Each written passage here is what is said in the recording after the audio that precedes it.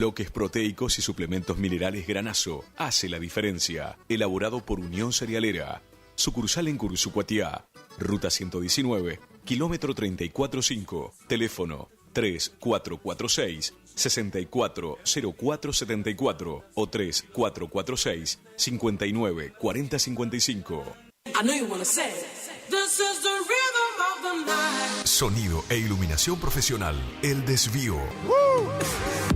Lleva a su evento una musicalización personalizada para que tanto ustedes como sus invitados pasen un momento inolvidable. Contamos con 20 años de experiencia y equipamiento de primer nivel que avalan nuestro trabajo. Somos un equipo de profesionales que se esfuerzan en ofrecer un servicio a su medida para cualquier tipo de eventos, cumpleaños, casamientos, recepciones, conferencia, festivales, monitoreo para grupos. Contamos con iluminación LED, máquina de humo, bolas espejadas, DJ, animación, para que tu fiesta sea la mejor.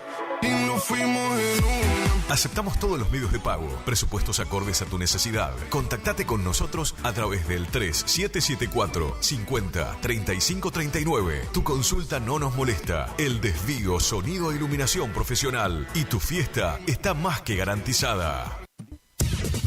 Final del espacio publicitario. AM970. Es la hora 20. 5 minutos. Temperatura 23 grados. Humedad 80%. Radio Guaraní. Potencia, adrenalina, juventud, energía. Algo se siente en el aire. Primavera 2024.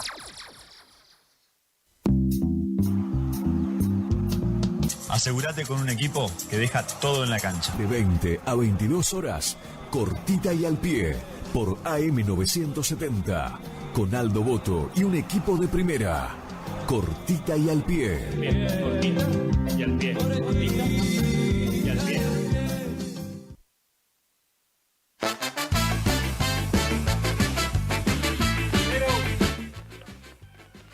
Hola, ¿qué tal? ¿Cómo les va? Muy buenas noches. Comenzando un programa más de Cortita y al pie, esta vez desde la cancha del Club de Verano, desde el Pocholo Mendiburo. Ahora, nosotros recién llegaditos, yo por lo menos recién llegadito, Jorge ya de temprano cubriendo la quinta división. Se está jugando un partido en la cancha del Club de Verano y también se está jugando en la cancha del Club Victoria.